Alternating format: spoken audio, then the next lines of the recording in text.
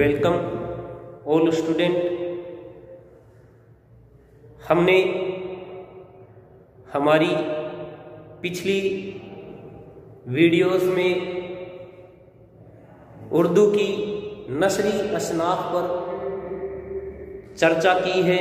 इस पर हमने 2 वीडियो पहले बनाई हैं। आज हम हमारे उर्दू अदब की कुछ और असनाफ या सिनफ़े सुखन, नसर की सिनफ़े सुखन जो हमारे सिलेबस के अकॉर्डिंग हैं, जो हमारे निशाब में शामिल की गई हैं, उन पर चर्चा करेंगे। जिनमें से हम पहली असनाफ तज़किरा पर चर्चा करते हैं। देखिए, तज़किरा अरबी ज़बान का लफ्ज़ है और इसके जो लग़वी माने हैं वो क्या है? टिकट, याददाश्त, टिकट, याददाश्त, निशानी, जिक्र या चर्चा। यानी किसी चीज पर चर्चा करना, या यूं कह लीजिए टिकट काटना, या टिकट हमारी ज़हनी की एक याददाश्त के तौर पर होती है। इसी तरह से हम किसी भी चीज को याद करें या उस पर चर्चा करें तो वो क्या कहलाएगी? तज़किरा कहलाएगा। परिचर्चा कह सकते हैं। किसी भी चीज पर जो हमारी चर्चा की जाती है, तज़किरा किया जाता है, वही तज़किरा होता है। तो देखिए, तज़किरा हमने जाना अरबी ज़बान का लफ्ज़ है, अरब से आया है। शोरा, यूं कह सकते हैं कि उर्दू अदब में जो तज़किरे की रिवायत है वो किस तरह से है, यानी जिसमें उर्दू में जो शायर गुजरे हैं, शोरा हैं, उलेमा हैं, सूफिया हैं, या फिर कोई कौम का रहनुमा है, या दीगर जो मशहूर और खास इंसान हुए, उनकी चर्चा जब हम करते हैं तो उसे तज़किरा कहा जाता है। देखिए,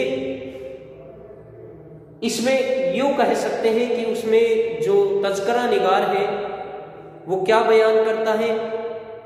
अपने जो भी उसने टॉपिक लिया है, जो मौजू लिया है, उस मौजू में जैसे किसी शायर के बारे में बयान कर रहा है तो उन शायरों की कलाम की खासियत पर बयान करेगा, चर्चा करेगा, उनके मुख्तसर तारुफ पेश करेगा। अगर मान लो किसी उलेमा के बारे में या किसी सूफिया के बारे में बयान कर रहा है तो उनके करामात, उनके कारनामों की चर्चा करेगा। इस सिलसिले में जो शोरा है, उलेमा है, सूफिया है, रहनुमा है, या जो भी खास इंसान है, उनकी चर्चा ही क्या कहलाती है? तज़किरा कहलाती है। देखिए, शोराए उर्दू के तज़किरे हमारा कदीम और बेशकीमत सुरमाया है। तज़किरा निगारी एक कदीम सिनफ़े अदब है जिसको उर्दू अदब में बड़ी अहमियत हासिल है। ये जो तज़किरा निगारी की सिनफ़ है ये बहुत ही कदीम सिनफ़ कहलाती है। यानी तज़किरा निगारी हमारे जब से उर्दू अदब में शोरा हुए हैं, जैसे कि पहला तज़किरा या तज़किरे की चर्चा करें तो नकातुश शोरा मीर तकी मीर के ज़माने से तज़किरे लिखे जा रहे हैं। तो तज़किरा जाहिर सी बात है उर्दू में बनिस्बत दूसरी सिनफ़े सुखन जो नसरी सिनफ़ हैं उनसे थोड़ा सा पुराना है। यानी तज़किरा निगारी का सिलसिला नसर में किया जाता है, इसलिए इसे नसरी सिनफ़ में शामिल किया गया है।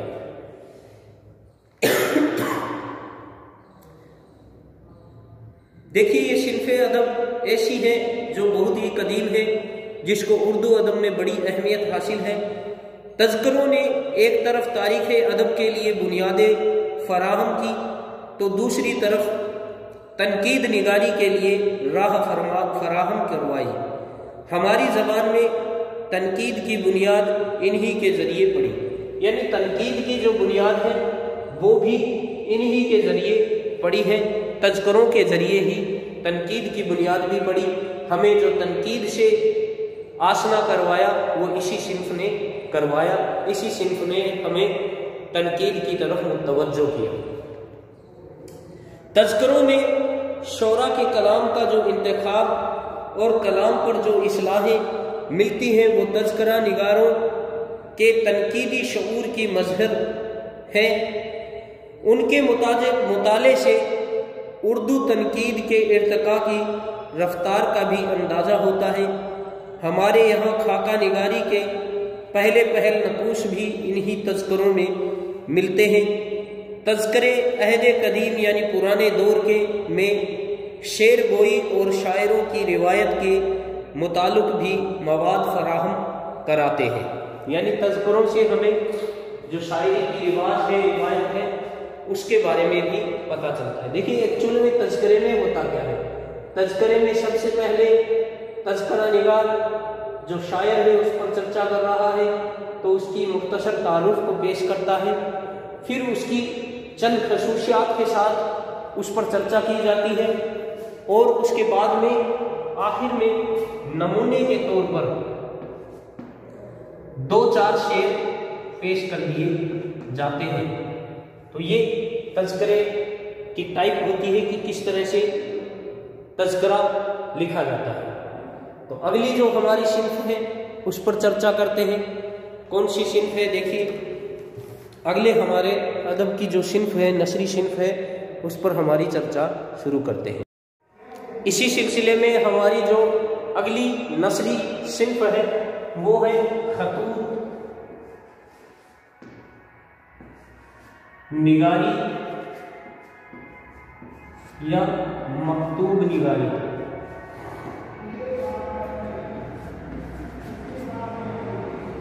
देखिए खतूत की जो सिन्फ है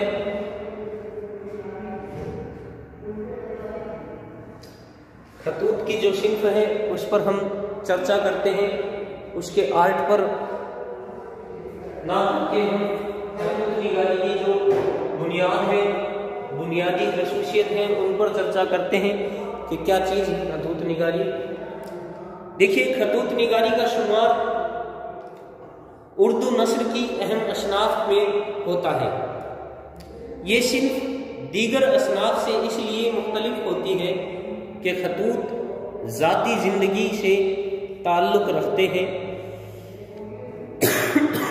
मगर इनमें ज़ाती मालूमात के अलावा सियासत, समाज, हालात, जो हाजिर दौर के हालात हैं, जो जिस दौरान में वो खतूत लिखे जाते हैं वो उस दौरान के हालात और अदबी कारगुजारियों को भी पेश किया जाता है। इस तरह से तारीखी हवालों का भी खतूत एक बेहतरीन ज़रिया होते हैं। इस लिहाज से खतूत किसी भी अदब में बड़ी अहमियत रखते हैं, क्योंकि इनमें खतूत लिखने वाले शख्स और उन मकामात की तारीख भी पेशशीदा होती है। यानी खतूत हमारे अदब का एक मुख्तलिफ सरमाया है, क्योंकि खतूत में जो शख्स खतूत लिख रहा है उसकी ज़ाती मालूमात के साथ साथ समाज, सियासत और तारीखी मालूमात का भी हमें पता चलता है। इसके अलावा इसमें हमें उस दौरान जिस दौरान खतूत लिखे गए हैं, जो दौर था, जो वक्त है, उस वक्त के हालात का भी हमें खतूत के ज़रिए से ही पता चलता है। यानी ये जिस वक्त लिखे जाते हैं उस वक्त के हालात की और उस वक्त के सियासत की, उस वक्त की जो दौर है, उस दौर के जो हालात हैं, उन वाक़यातों को पेश करने का या सच्ची तस्वीर पेश करने का एक बेहतरीन नमूना सबूत है। उस दौर की हमारे सामने ये पेशकश सच्ची और हकीकी अंदाज में करते हैं। अब देखिए, उर्दू नस्र में खतूत की बुनियाद बाकायदा तौर पर मिर्जा गालिब के हाथों पड़ी। उनके खतूत तारीख़ अदब में संगे मील का दर्जा रखते हैं। इनके खतूत के कई मजमूए शाये हो चुके हैं, जिनमें औदे हिंदी, उर्दू मोहल्ला और खतूत गालिब बड़ी अहमियत रखते हैं। गालिब के खतूत में 1857 ईस्वी के गदर की जिंदगी के अहम वाक़यात, यानी उस वक्त के गदर की जो तारीख दौर था, उस दौर को उसमें पेश किया गया है। दहली शहर और गालिब की ज़िंदगी के अहम वाक़यात हमें इनके खतूत में पढ़ने को मिलते हैं। गालिब का कमाल ये है कि उन्होंने अपने खतूत में कदीम और अफसुर्दा तरीके से गुरेज किया और मुख्तसर अलकाब व आदाब ईजाद किए। गालिब के बाद और भी कई अदबी शख्सियात के खतूत उर्दू अदब में शाहकार का दर्जा रखते हैं, जिनमें मौलाना अबुल कलाम आज़ाद का नाम सरे फहरिस्त में है। इनके खतूतों का मजमुआ गुबारे खातिर के नाम से शाये हो चुका है। यानी इनके अलावा मौलाना अबुल कलाम आज़ाद भी खतूत निगारी में तिबे आजमाई कर चुके हैं। उनका भी खतूत का एक मजमुआ गुबारे खातिर के नाम से शाये है। तो ये खतूत निगारी थी। चलिए, इसके बाद की जो अगली सिनफ़े अदब है, जो सिनफ़े शुकन है नस्र की, उस पर चर्चा करते हैं। इसके बाद में अगली जो हमारी नस्र की असनाफ है, असनाफों का जो सिलसिला है, उसमें अगली जो सिनफ़ है वो है शवाने। देखिए, इस लफ्ज का मानी क्या होता है विषय को? बायोग्राफी। बायोग्राफी को हम क्या कहते हैं? सवाने हयात, सवाने उम्री या सवाने निगारी के बारे में आज हमारी अगली चर्चा होगी। देखिए, जानते हैं क्या चीज़ है। हम अच्छी तरह से जानते हैं कि जिस तरह से नोवेल जिंदगी और हालात की सच्ची तर्जमानी करते हैं, जो नोवेल होते हैं उसमें जो तवालत पाई जाती है, इसी तरह की सी तवालत हमें सवाने उम्री में भी देखने को मिलेगी। यानी इसमें किसी शख्स की शख्सियत के बारे में ही चर्चा नहीं की जाती, उसकी जिंदगी के एक एक नुक्ते पर चर्चा की जाती है। यानी उसकी जिंदगी के हर वाकया, उसके हालात, उसके हादसात, उसकी गुजरी हुई जिंदगी, उसके बचपन से लेकर उसके मरने तक का बयान सवाने उम्री में पेश किया जाता है। इसी वजह से इसे सवाने उम्री कहा जाता है। यानी जो शख्स सवाने उम्री लिख रहा है, वो जिसके बारे में सवाने उम्री लिखी जा रही है, उससे अच्छी तरह से बाखूबी से वाबस्ता होना चाहिए। वो उसको अच्छी तरह से जानने वाला होना चाहिए। यूं नहीं कि उस शख्स की जिंदगी पर हम यूं ही अपने ख्यालात, अपने जज्बात को बयान कर दें। यहाँ मोहब्बत का नहीं, ये वही चीज़ है जिसमें इंसान किसी शख्स की अच्छाइयाँ और बुराइयाँ सारी चीज़ें इसमें बयान करे। ये ऐसी सिन्फ है। तो चलिए, इस सिन्फ की कुछ खासियतें बयान करते हैं, इस सिन्फ के बारे में चर्चा करते हैं। सवाने तारीख की एक शाख है लेकिन बाज खसूसियात की वजह से इसका शुमार अलग सिन्फ की हैसियत से किया जाता है।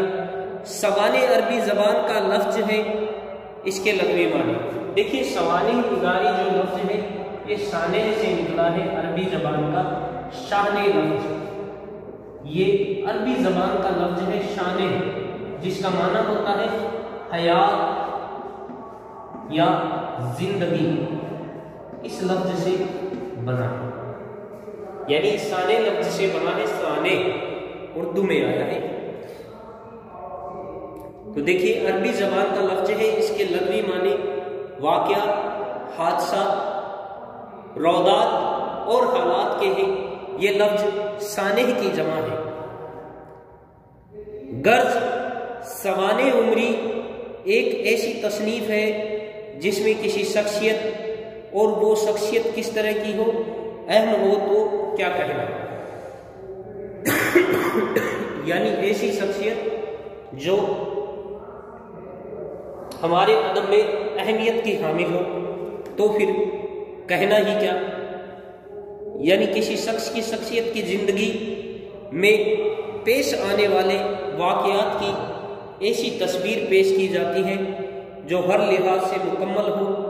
उसमें पेश किए गए वाक़यात क़ारीन के लिए पुरकशिश हो और अंदाज़े बयान पर तासीर हो।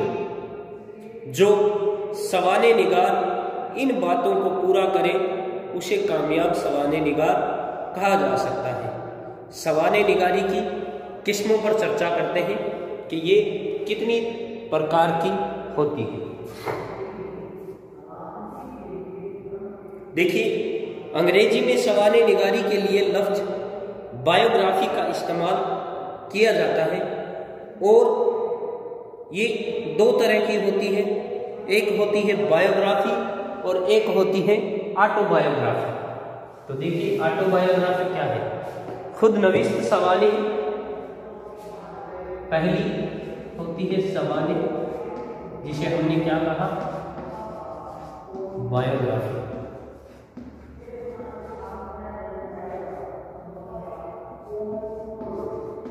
और दूसरी है खुद नौस सवाने निगारी।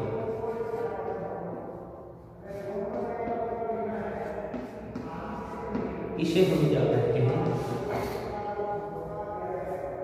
ऑटोबायोग्राफी।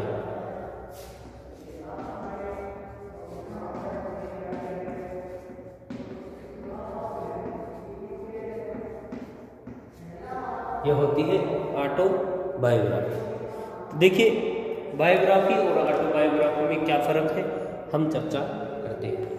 देखिए जिसमें किसी बड़े इंसान की शख्सियत और उसके कारनामों का बयान कोई दूसरा अदीब बयान करता है तो उसे सवाने यानी कि बायोग्राफी कहा जाता है। यानी जिसमें किसी अहम शख्सियत की तारीफ, उसका बयान कोई दूसरा ही अदीब बयान करे उसे हम कहेंगे सवाने यानी बायोग्राफी। और जिसमें अदीब अपने हालात खुद बयान करता है उसे क्या कहते हैं, ऑटोबायोग्राफी या खुदनोस सवाने कहा जाता है। यानी जिसमें लिखने वाला जो लिख रहा है वो खुद ही अपनी जिंदगी, अपने हालात, अपने वाकयात बयान करे तो उसे क्या कहेंगे, ऑटोबायोग्राफी। तो ये थी बायोग्राफी की किस्में और हमारी नसरी असनाफ यहीं पर हम ख़त्म करते हैं। इससे पहले हमने खुद कुछ जैसे अफसाना है, नोवेल है, खाका है, इंशाइया है, इन पर भी चर्चा कर चुके हैं। तो लगभग ये 9 या 10 की तादाद में है जिनकी हमने चर्चा की है। तो ये हमारे निशान में शामिल की गई है। शुक्रिया।